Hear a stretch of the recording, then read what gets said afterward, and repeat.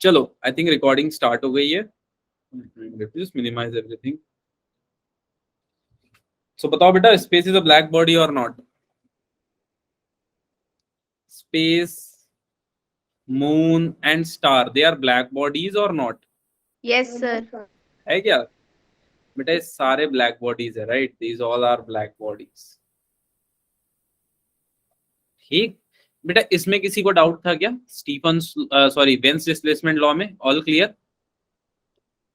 Yes sir. ठीक है, चलो ये क्लियर है। ब्लैक बॉडी भी क्लियर था, स्टीफन्स लॉ भी क्लियर था, सब क्लियर था बेटा? Yes sir. डायरेक्टली हम अब क्वेश्चन करने के लिए आते हैं, ठीक है? अब सुनो बेटा, फर्स्ट क्वेश्चन ही खतरनाक शुरू करेंगे। And the question goes something like that कि हमारे पास दो रॉड है बेटा। We have two rod, generally we have two rod, A and B, दो रॉड है, दोनों अलग अलग मटेरियल से बने हैं बेटा। अच्छा, आर वेल्डेड टुगेदर, वेल्डेड होना मतलब ज्वाइन होना बेटा, राइट? दो डिसिमिलर मेटल के जोड़ने के प्रोसेस को हम वेल्डिंग बोलते हैं। जैसे आपके घर में या कहीं आपने ऐसे देखा होगा, कंस्ट्रक्शन चल रहा होगा तो वेल्डिंग करते हैं, मतलब दो डिसिमिलर मेटल को जोड़ देते हैं। ठीक, ओके, यहां तक तो सर समझ में आ गया। अच्छा, उनका थर्मल कंडक्टिविटी K1 है और दूसरे का थर्मल कंडक्टिविटी K2 है। हेलो हेलो बेटा, ठीक है? The thermal conductivity of composite rod will be, composite मतलब बेटा दोनों का मिलके बनना, right? Both of them join together to become a composite. Composite मतलब समझते हो ना बेटा? Yes sir. ना, अब मैं क्या करने वाला हूँ? कुछ नहीं करने वाला हूँ। सबसे पहले गिवन लिख लेता हूँ। क्या गिवन है बेटा मुझे क्वेश्चन में? थर्मल कंडक्टिविटी ऑफ रॉड 1 कितना है? थर्मल कंडक्टिविटी ऑफ रॉड 1 कितना गिवन है बेटा? K1 गिवन है, देखो। Sir K1। हाँ बेटा, और थर्मल कंडक्टिविटी ऑफ रॉड 2 कितना गिवन है बेटा? K2। चलो ये गिवन है और इसको हमने लिख लिया, कोई इसमें दिक्कत की बात नहीं है। अब मैं आपसे पूछूं बेटा, तो इसका हीट कितनी जल्दी ये गर्म होगा? आप कैसे बताओगे कितनी जल्दी ये गर्म होगा? यानी कि Q ऑफ हीटिंग। तो आप क्या बोलोगे बेटा, जब रॉड 1 गर्म हो जाएगा और जब रॉड 2 गर्म हो जाएगा तो ऑटोमेटिकली बेटा एक कॉम्पोजिट रॉड गर्म हो जाएगा? सोच के देखना। Yes sir. ठीक है, ये यहाँ ये समझने में किसी को दिक्कत बेटा मैंने क्या लिखा है? मैंने ये लिखा है कि ये रॉड कब गर्म होगा? जब फर्स्ट रॉड गर्म हो जाएगा और सेकंड रॉड गर्म हो जाएगा, तो ऑटोमेटिकली मैं बोलूंगा कि दोनों अब गर्म हो गए, because now this is behaving as a complete system या कॉम्पोजिट सिस्टम। कॉम्पोजिट सिस्टम के जैसे बेटा ये एक्ट कर रहे हैं। ठीक, चलो चलते हैं बेटा। तो ये फॉर्मूला अब हम यूज करेंगे। अच्छा, थर्मल कंडक्टिविटी का फॉर्मूला किसी को याद है क्या? Anyone of you remember? Yes sir. याद है दीवार वाले केस से मैंने बताया था, घर की दीवार मोटी है तो ठंड ज्यादा लगेगी या गर्मी? याद आया? हाँ सर। तो क्या है बेटा उसका फॉर्मूला बताओ? ए अपॉन एल।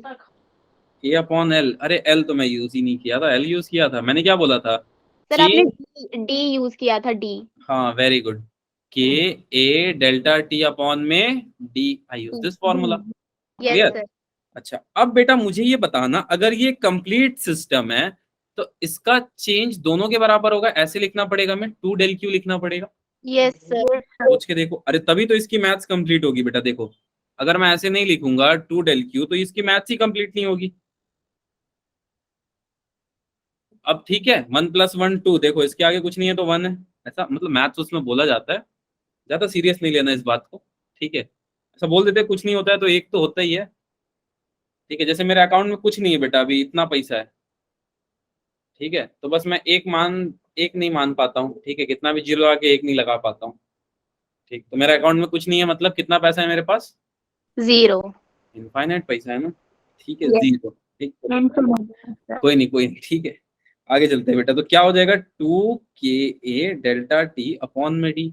ये के किसके लिए बेटा? ये टोटल के लिए। सोच के देखो, दिस के इज फॉर टोटल। हाँ सर, ये पूरे के पूरे वो कंपोजिट सिस्टम के लिए हो जाएगा। हाँ, वेरी गुड, ठीक, चलो। अच्छा, दूसरे वाले के लिए डेल Q1 के लिए मैं क्या लिखूंगा? K1A डेल्टा टी अपॉन में डी बेटा।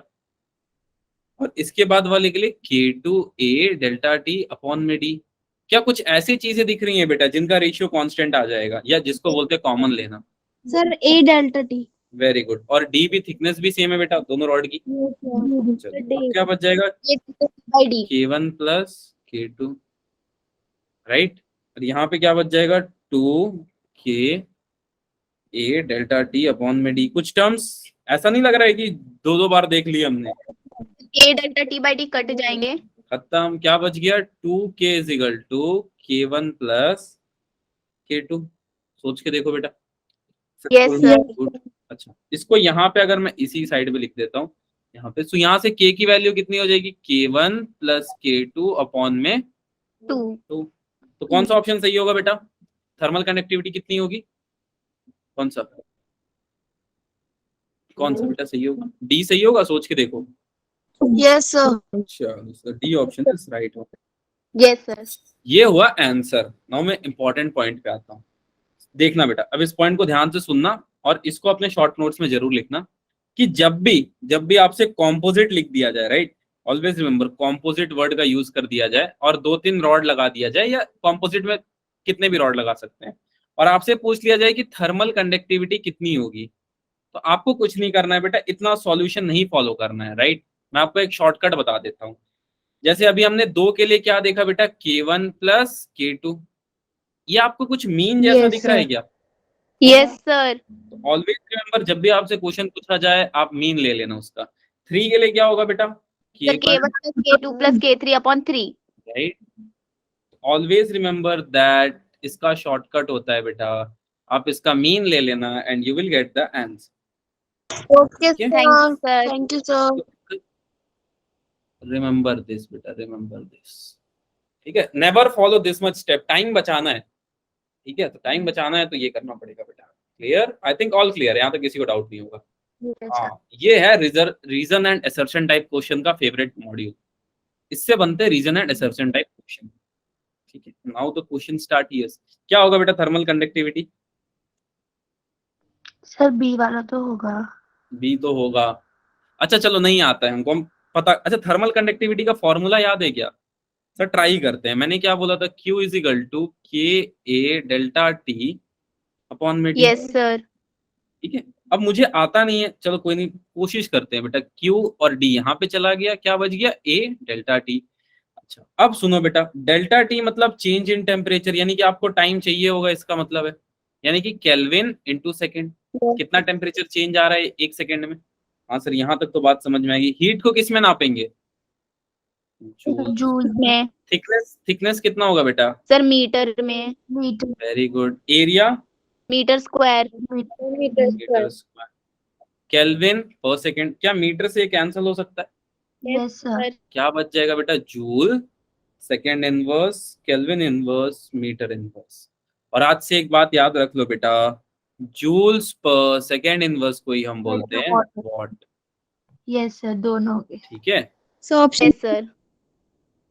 ये सही है बेटा, ये सी वाला। ये रीजन असर्शन का one of the favourite topic है, एसआई में ही खेलते रहता है। अब आते हैं एनसीईआरटी में। ठीक है, तो इसको छोटी बुक मत समझ लेना कोई कि सर ये तो एनसीईआरटी है, ये अपने आप में किताबों का किताब है। चलो एक बार क्वेश्चन पढ़ लो और सोचो क्या आंसर इसका हो सकता है।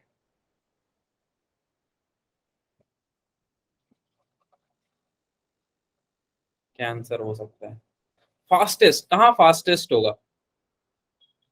Sir may be radiation. May be. चलो, एक बच्ची ने बहुत अच्छा ट्राई किया, वेरी गुड। और सर रेडिएशन। पक्का रेडिएशन ही होगा? यस सर, रेडिएशन है। और कोई बच्चा?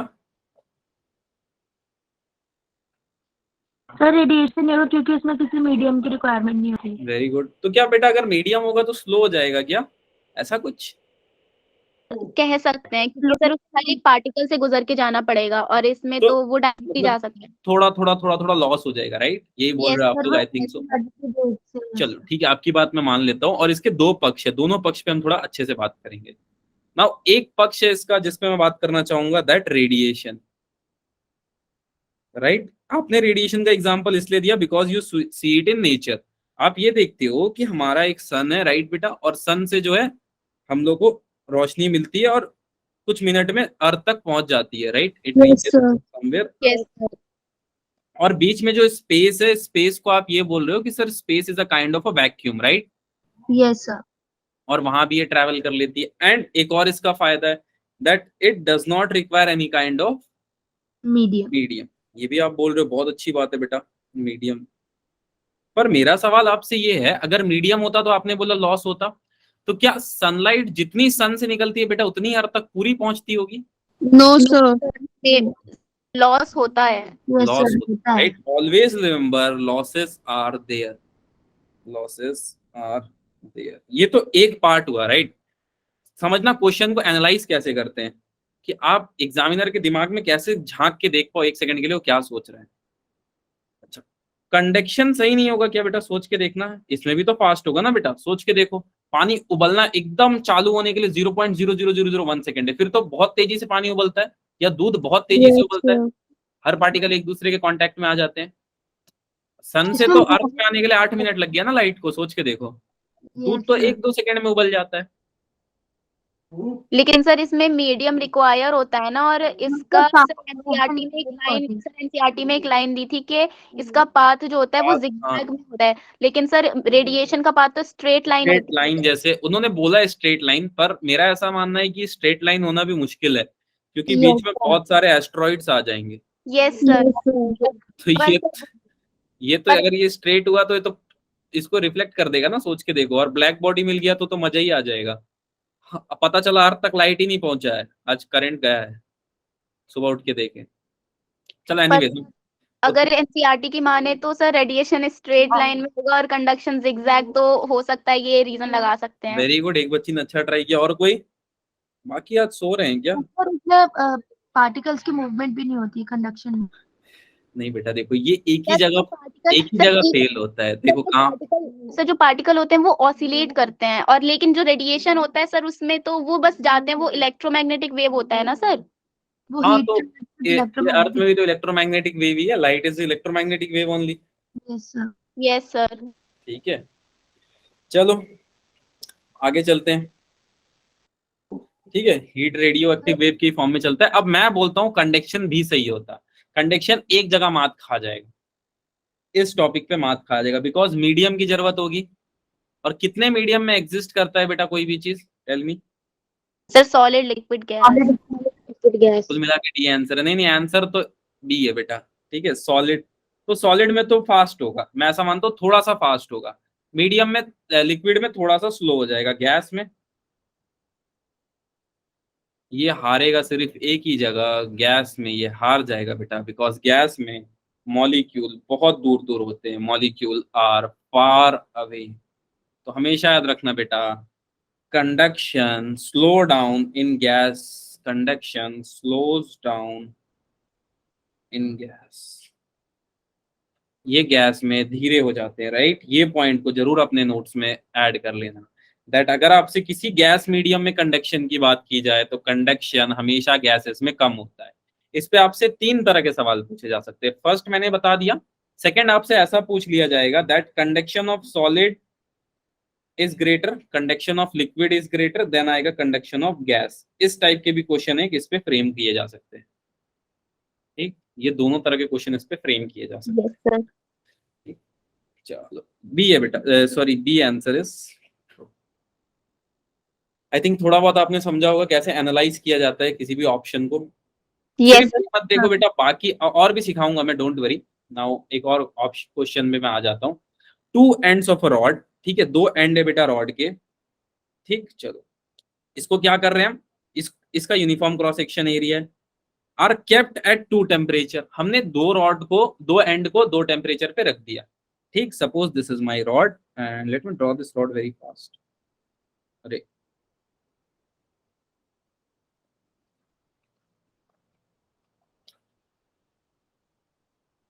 ठीक, एंड जल्दी से बना देता हूँ बेटा।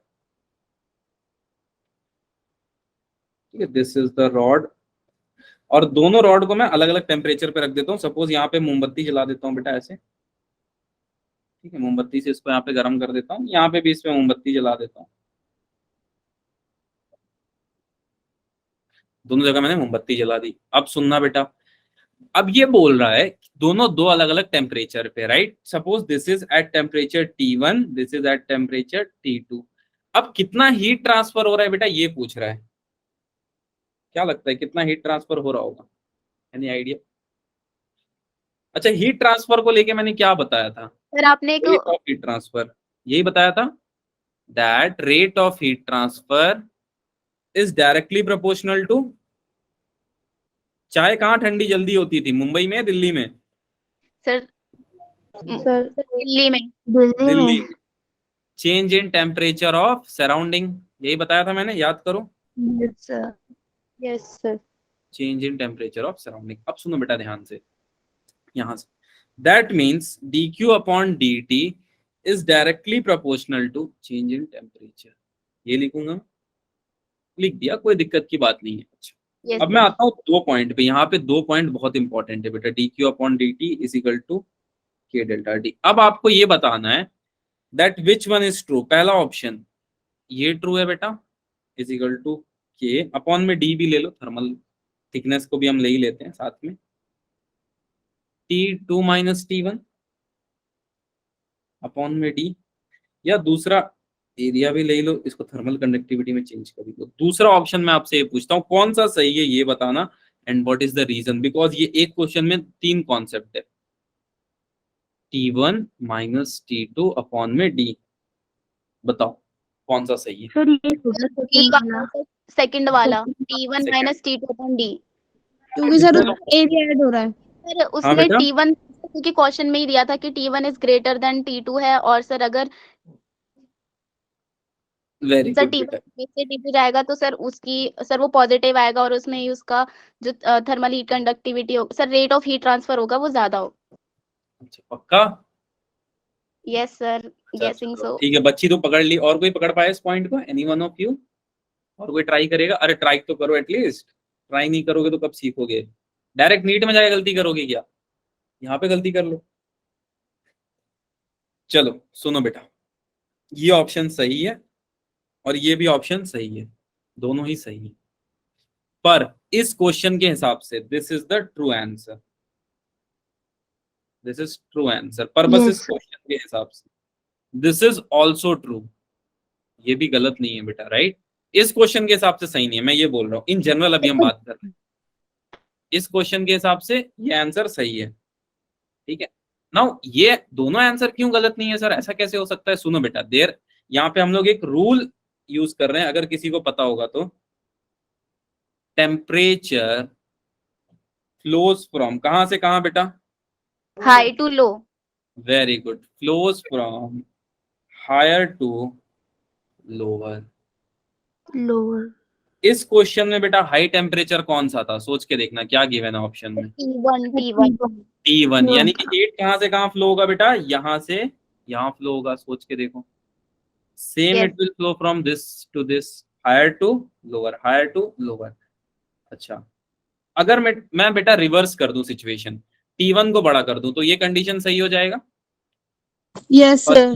ठीक, तो ऑलवेज रिमेंबर बेटा, किसका टेम्परेचर ज्यादा दे के रखा है क्वेश्चन में, ये कंडीशन इटसेल्फ आपको ऑप्शन देखने की जरूरत भी नहीं पड़ेगी अगर आपको ये कंडीशन क्लियर है तो। This kind of thing is called as concept, ठीक है, इसी चीज को लोग कॉन्सेप्ट बोल देते हैं, ठीक। किसी को डाउट बेटा यहाँ तक? No sir. All good. चलो अगला क्वेश्चन पढ़ो बेटा, कि एक ब्लैक बॉडी है जिसका टेम्परेचर है 300 केल्विन,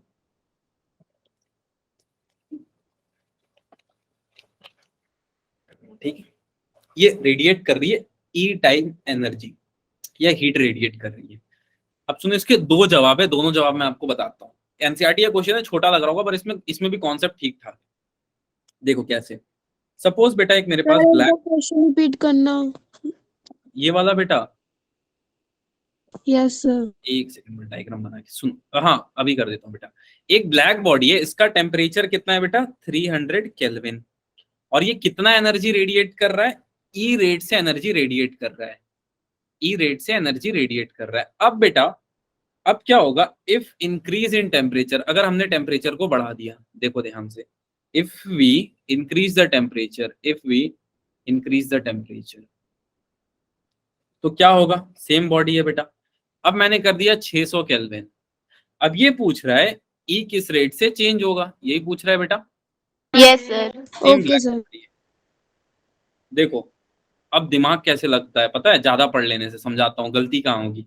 आपको क्या लगेगा, आपको ये लगेगा कि 300 केल्विन पे ई रेट से निकल रहा था। यानी कि अगर हम दिमाग लगाते हैं 600 पे कितना होगा, तो आप क्या कर दोगे, अक्कड़ बक्कड़ बम्बे वो लिख दोगे। ठीक है, अक्कड़ बक्कड़ बम्बे वो कर दिया आपने, इसको यहाँ मल्टीप्लाई कर दोगे, अक्कड़ बक्कड़ बम्बे वो को क्यूब में ऐसा लिख दिया मैंने, तो क्या लिख दोगे आप 300 केल्विन, और या इसको इस साइड लिख दोगे और इसको लिख दोगे अक्कड़ बक्कड़ बम्बे वो इनटू आप कर दोगे 600, बाद में आप बोलोगे इसको इसके नीचे कर देते हैं, मतलब 300 में ई कर रहा था रिलीज, तो 600 में 2 ई करेगा। राइट, कॉमन सेंस की बात है ना बेटा, सोच के देखो, अगर 300 में कर रहा था ई रिलीज, तो 600 में कितना करेगा, 2 ई करेगा। वेरी कॉमन, राइट और रॉन्ग? गलत बोल रहा हूं तो बताओ बेटा,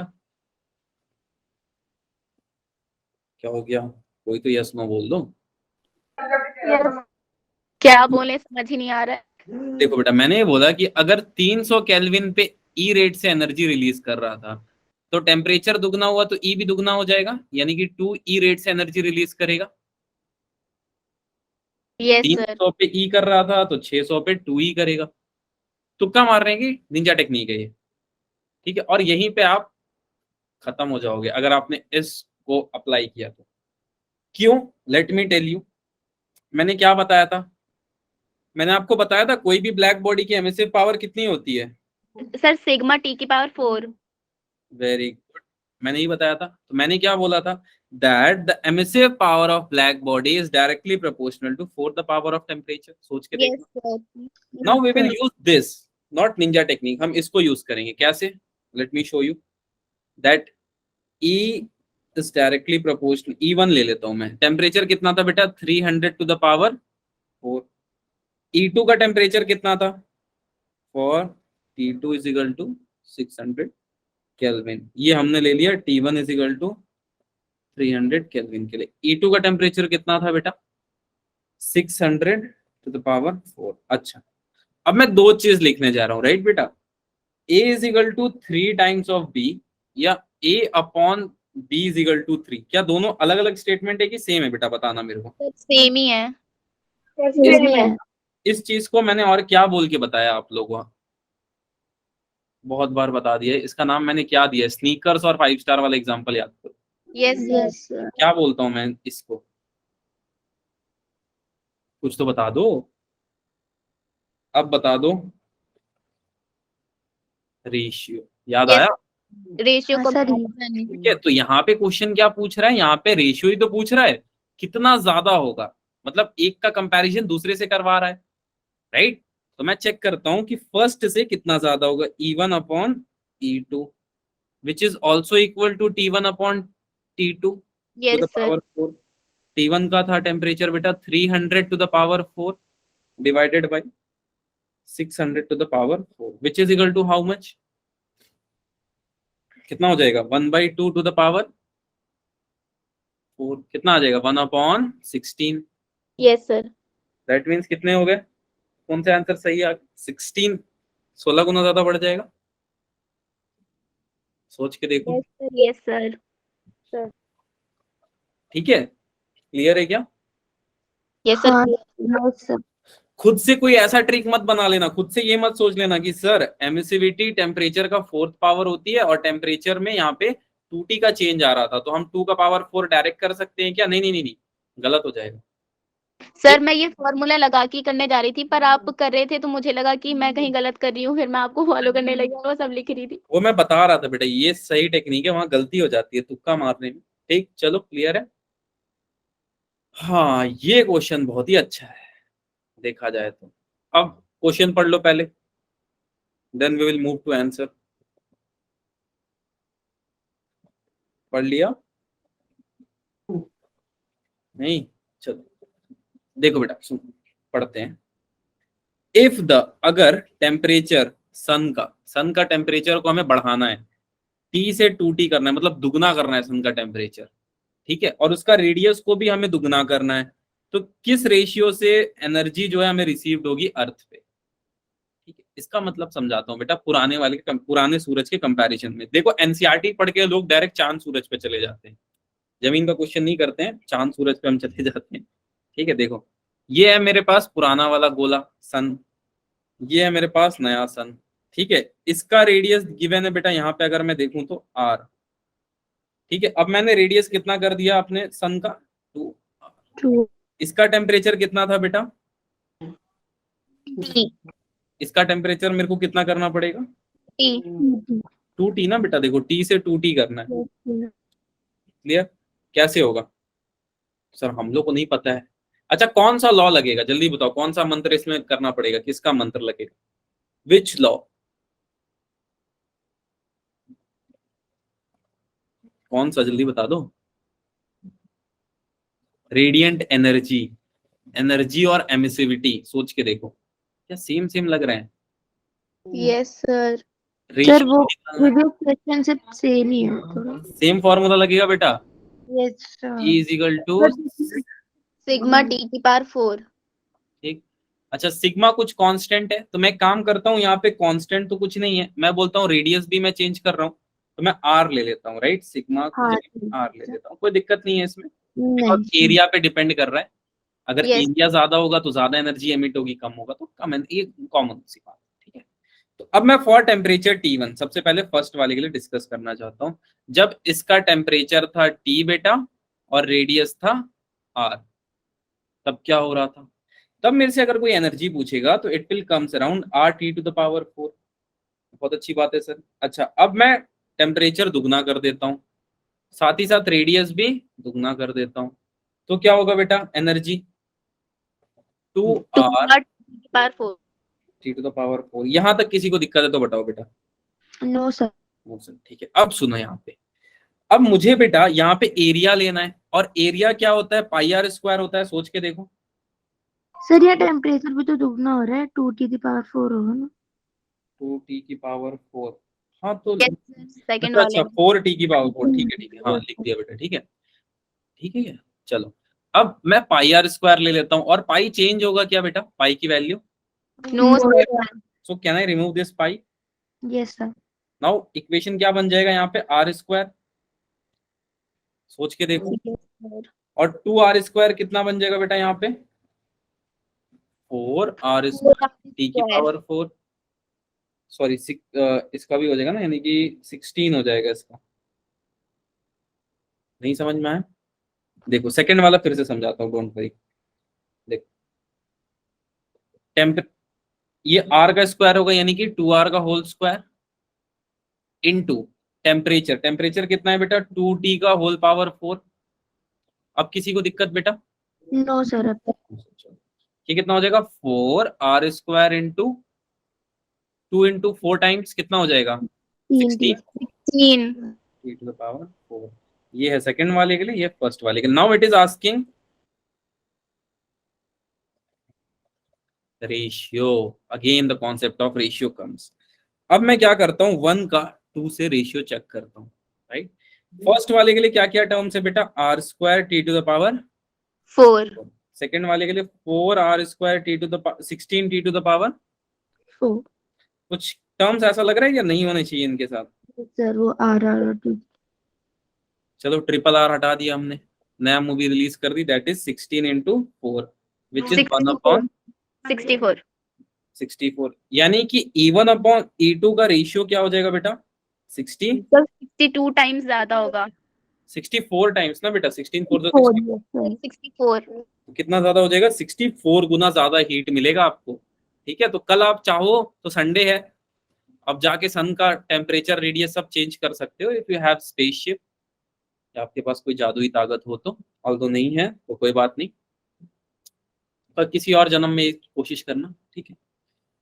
हाँ बेटा अब यहाँ पे एक नया क्वेश्चन है, अब मेरे पास एक ब्लैक बॉडी है। अच्छा सुन लो, मैं एक और आपको यहाँ पे टिप्स दे देता हूँ, ऑलवेज रिमेंबर बेटा, जब भी रेशियो का क्वेश्चन आए, ठीक है, जिसमें आप ये सब वर्ड देखो, पावर, रेडिएशन, एमिशन, एमिसिविटी, जब भी आप ये चारों में से कोई भी वर्ड देखो, keep your eyes on alert, इधर ये फॉर्मूला यूज हो रहा होगा बेटा T⁴, या फिर ये फॉर्मूला यूज हो रहा होगा, ठीक है, ये दोनों ही फॉर्मूला यूज हो रहा होगा, जिसमें इसको बोल देते हैं स्टीफन्स लॉ, और इसको आप क्या बोलोगे? Wien's displacement law.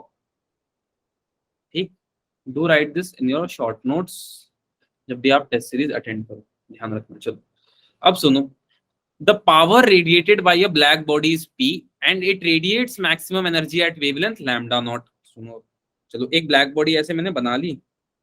अब मैं ये बोल रहा हूँ, ये ब्लैक बॉडी जो है बेटा, दिस ब्लैक बॉडी, ये कितना पावर रेडिएट कर रही है? P P पावर रेडिएट कर रही है। अब बोल रहा है इसका वेवलेंथ कितना होगा। अब यहाँ पे दो सवाल बनते हैं। तो question one arises in your mind is, sir what is the relationship of heat and wavelength? Sir wavelength के इनवर्सली प्रोपोर्शनल होता है टेम्परेचर ना। नहीं, टेम्परेचर तो होता है बेटा, हीट का वेवलेंथ में क्या रोल है, सोच के देखो। Anyone of you? अच्छा क्वेश्चन है, बढ़िया क्वेश्चन है ये। अच्छा चलो मैं इसको एक एग्जांपल से समझाता हूँ। सपोज आप यहाँ से चल के जा रहे हो बेटा, राइट, और यहाँ पे आग लगी है और बहुत ज्यादा बड़ी आग लगी है। ठीक है, बहुत ज्यादा बड़ी आग लगी है, तो आपको दूर से हीट फील हो जाएगा। Yes Will you sir. able to feel the heat from very far distance? How? Because बेटा heat energy propagates through waves. Heat energy किससे propagate होते हैं? Through waves. waves. Heat energy propagate through waves. ठीक है, Fourier वगैरह साहब ने बहुत बड़े बड़े काम किए। मैं उतने कामों में नहीं जाना पसंद करूंगा, मैं आपको इतना समझा दिया बेटा वेवलेंथ एसोसिएटेड क्यों है हीट से, ये इंपॉर्टेंट था और ये मैंने आपको समझा दिया। ठीक है, इसलिए मेजर करते हैं हीट को in the form of wavelength. All good? Yes sir. चलो आधा क्वेश्चन हमने कर लिया। आधा क्वेश्चन में बोल रहा था कि जो पावर रेडिएट होगी ब्लैक बॉडी से, it is P and maximum energy of wavelength के इक्वल होगी।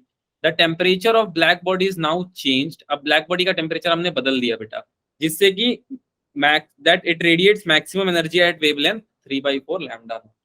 ठीक, अब हमने टेम्परेचर को चेंज कर दिया। अब हमने ऐसे टेम्परेचर को चेंज किया बेटा कि अब जो उसका मैक्सिमम वेवलेंथ है ना इस बॉडी का, अब जो इस बॉडी का मैक्सिमम वेवलेंथ है वो कितना है हमारे पास?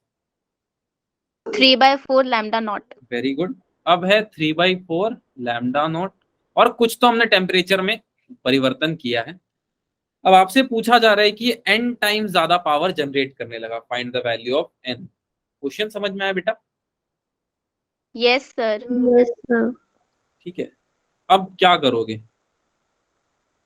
क्या यहाँ पे एक वर्ड दिख रहा है, रेडिएट्स? रेडिएट्स दिखा? तो लैम्डा। Very good. और एक और चीज अगर आप देख पाए हो क्वेश्चन में, तो एक चीज ऑलरेडी बता रखा है इसने, यानी कि यहाँ पे हम क्या, कौन सा लॉ यूज करेंगे बेटा? Sir Wien's displacement. Very good, veins displacement law. समझ आ रहा है बेटा कैसे आपको किसी भी क्वेश्चन को क्रैक करना है? Yes sir. These all are key points. इसी को की पॉइंट्स बोल देते हैं न्यूमेरिकल करते वक्त। अब सुनो, now coming to the second task जो सबसे इंपॉर्टेंट है, यानी कि हमें क्या पता था, sigma max is inversely proportional to temperature. अब इसको मैं ऐसे लिख लेता हूं, that maximum wavelength into temperature is equal to 1। कोई दिक्कत वाली बात? No sir. कोई दिक्कत की बात नहीं है। And it is constant something, मुझे नहीं पता क्या होगा। अब फर्स्ट वाले के लिए मैं लिखता हूं, यानी कि जब इसका वेवलेंथ लैम्डा था, यानी कि अब क्या हो जाएगा, lambda not into T is equal to 1। और दूसरे केस में हमने कितना कर दिया इसको, 3/4 लैम्डा नॉट इंटू T2 बोल देता हूँ इसको, इसको T1 बोल देता हूँ, इसकी भी वैल्यू 1 है। क्या दोनों का RHS सेम है बेटा? सर इक्वेट कर देंगे दोनों को। वेरी गुड, RHS सेम है। Then we are going to equate this. अब इसको मैं इक्वेट कर देता हूँ, इक्वेटिंग 1 and 2। क्या आंसर आ जाएगा अब तो बता दो कोई बच्चा। T1 equals to 3/4 T2। Very good. T1 equals to 4/3 ना बेटा, कि 3/4? सर 4/3। सर 3/4 ना, क्यों होगा 4/3? ठीक, क्लियर है। अगर मेरे से कोई T2 पूछ ले तो कितना हो जाएगा यहाँ से? Sir 4 T1/3। 4/3 T1, right. अच्छा, यहां तक तो बात सही थी, हमने टेम्परेचर फाइंड कर लिया, पर हमको निकालना क्या है, पावर, यानी कि एमिसिविटी निकालना है, कितना पावर से एमिट हो रहा है। दैट मीन्स अब कौन सा लॉ यूज करना पड़ेगा, जल्दी बताओ। सर वो E B equals to sigma T4 वाला क्या लगाएंगे। स्टीफन्स लॉ यूज करना पड़ेगा, सोच के देखो। Yes sir. स्टीफन्स लॉ बेटा जैसे ही हम यूज करेंगे, what answer we are going to get, we are going to get the power is directly proportional to fourth order temperature. यही पावर को मैं एमिसिविटी भी बोल देता हूँ, क्योंकि एमिट कितना होगा जितना ज्यादा पावर होगा। ठीक। अच्छा, इसको अब मैं ऐसे लिख लेता हूँ, P इज इक्वल टू, या 2 का 1 के साथ रेशियो चेक कर लेता हूँ, T2 अपॉन T1। इसका पावर 4 और इसका भी पावर 4। यहाँ तक किसी को डाउट है तो बताओ बेटा। No sir. चलो, अब कुछ ज्यादा यहाँ पे बचा नहीं है, अब बस यहाँ पे ये करना है बेटा। अगर मैं आपको सीधे सीधे शब्दों में बताऊं, सीधे सीधे अल्फाजों में, तो बस यहाँ से तो आंसर आ ही गया, 4/3 whole to the power 4 which is equal to 4 4 जा 16, 16 4 जा 64, और 64 टाइम्स 4 कितना हो जाएगा, 256 अपॉन 81, P2 अपॉन P1। तो कौन सा आंसर सही है बेटा इसमें से,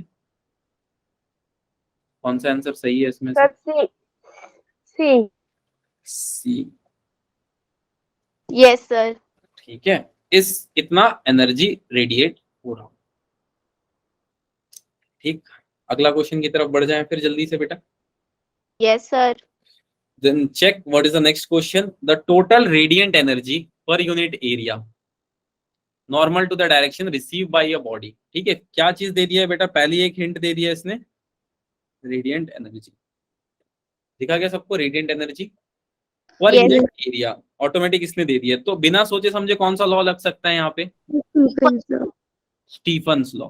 क्यों स्टीफन्स लॉ लगेगा, क्या टी की पावर 4 दिख रही है ऑप्शन में? Yes sir. तब पूरा क्वेश्चन पढ़ने का भी जरूरत है बेटा, पर पढ़ना चाहिए। मैं इस बात को अप्रिशिएट करूंगा, पढ़ना चाहिए और जरूरी भी है, बहुत जरूरी है। बट अगर टाइम नहीं बचा है लास्ट में, और लास्ट में आप इस क्वेश्चन को अटेम्प्ट कर रहे हो, तो आपकी स्ट्रेटजी क्या होनी चाहिए वो मैं समझा रहा हूँ। तो आप क्या बोलोगे, total radiant energy per unit area, मतलब स्टीफन्स लॉ यूज करोगे, क्योंकि आपको क्वेश्चन सॉल्यूशन भी उसी टर्म्स में दिख रहे हैं। स्टीफन्स लॉ क्या बोलता है, emissivity is directly proportional to A T to the power 4, या फिर इसको मैं ऐसे लिख लेता हूँ, sigma A T to the power 4। हाँ सर। कोई दिक्कत आने वाला है इससे किसी को? नहीं, पक्का? Yes sir. चलो, अब यहां तक तो मैंने लिख लिया बेटा। अच्छा, अब बात आ जाती है कि कितना रेडिएट कर रहा है, दैट मीन्स कितना इंटेंसिटी होगा इसका। सर इंटेंसिटी क्यों लिया बेटा, हम कंपेयर कर रहे हैं। अच्छा, क्या चीज कंपेयर कर रहे हैं बेटा, जब आप क्वेश्चन जल्दी जल्दी पढ़ोगे तो आप ये देखोगे कि received at a distance R, मतलब आर दूरी पे। जैसे मान लो यहाँ पे बेटा कुछ चीज गर्म हो रहा है और इसके आर दूरी पे मैं खड़ा हूं सेंटर ऑफ स्टार से, तो कितना सरफेस से रेडिएट हो रहा होगा एनर्जी, ये मुझे पता लगाना है। तो बेटा मैं एक काम करता हूं, जितना भी एनर्जी होगा, मुझे इसका आइडिया नहीं है, मैं ऐसे लिख लेता हूं, अपॉन एरिया। ठीक है, मुझे नहीं पता दोनों का एरिया कितना है, कुछ होगा।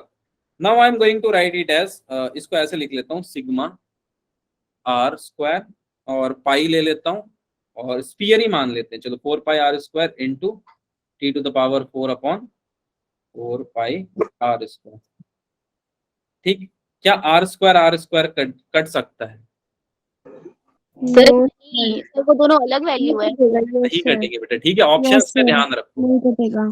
ठीक है, क्या 4π कट सकता है? Yes yes sir.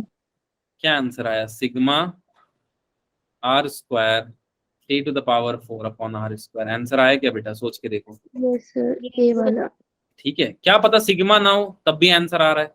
सुनो, अब मैं फिर से समझाता हूँ, अब एक नॉर्मल प्रोसीजर से समझाता हूँ। अगर तो आपके पास टाइम है, बहुत ज्यादा टाइम है, तो you can approach this method कि पूरा क्वेश्चन पढ़ा आराम से, राइट। और क्वेश्चन ये बोल रहा है बेटा कि टोटल रेडिएंट एनर्जी, मतलब कितनी रेडिएशन निकलेगी, इसकी एनर्जी कैसे पता चलेगी। सपोज एक स्टार है यहाँ पे, और इससे आर डिस्टेंस पे एक स्टार रख दिया मैंने, या मान लो यहाँ पे सन है और यहाँ पे अपना अर्थ है, तो पता कैसे चलेगी बेटा कितना एनर्जी निकल रहा है, जितना डिस्टेंस ये लेगी।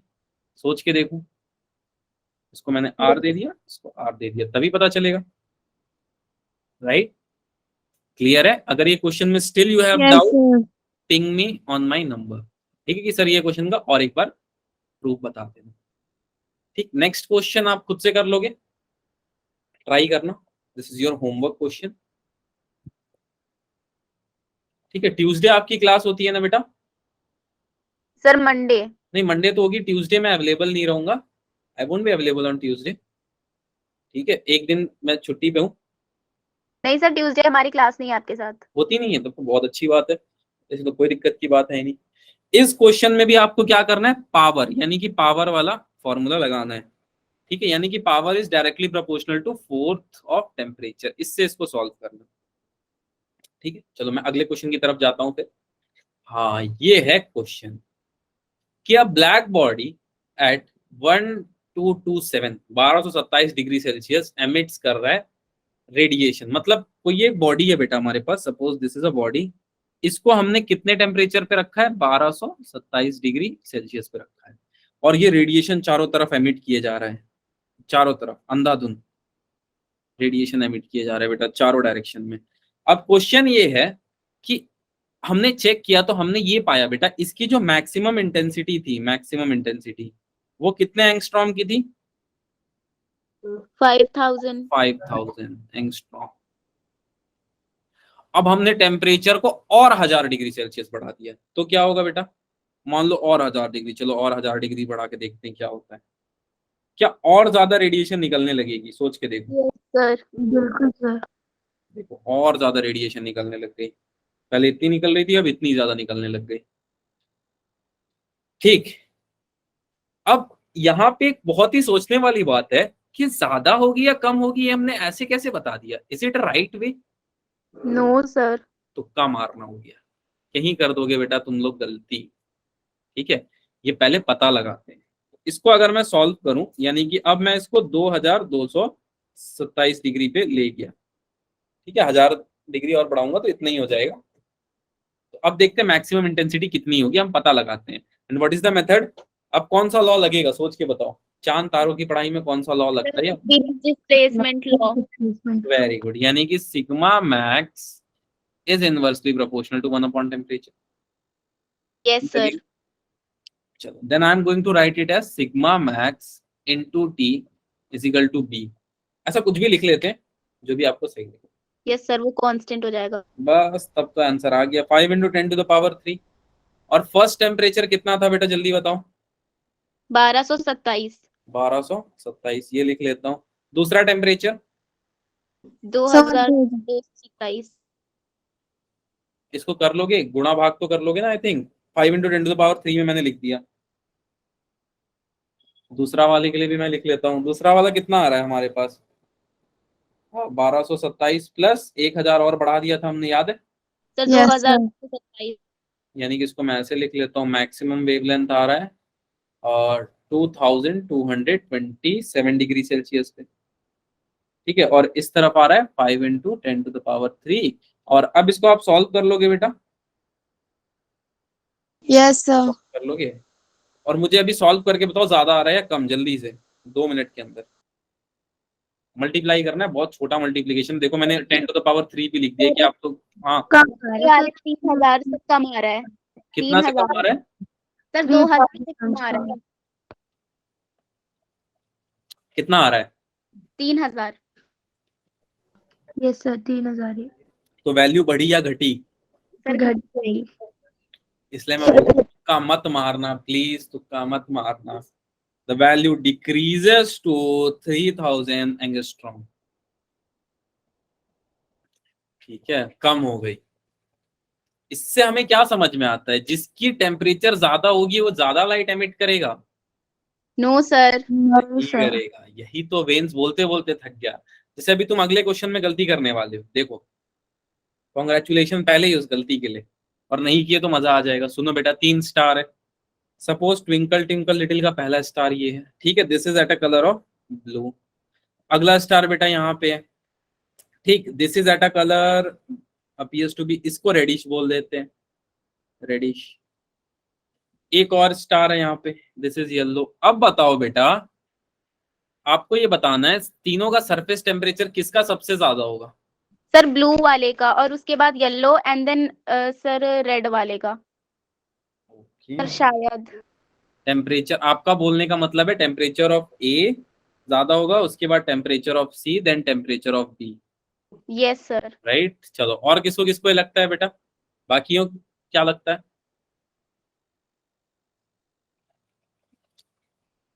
This is the true answer, this is true answer. Very good बेटा, ठीक है, क्योंकि हर चमकती चीज Yes, सोना sir. नहीं होती, मैं यही समझा रहा था आप लोगों को। सर वो फ्लेम वाला जो आपने बताया था ना उस पे लगाया, और सर हमने बीच में सर एक लॉजिक लगा दिया विब ग्योर वाला, सबसे नीचे जो है वो सबसे ज्यादा हॉट। सर बस थोड़ा सा लॉजिक लगाया, लेकिन सर सही है यार।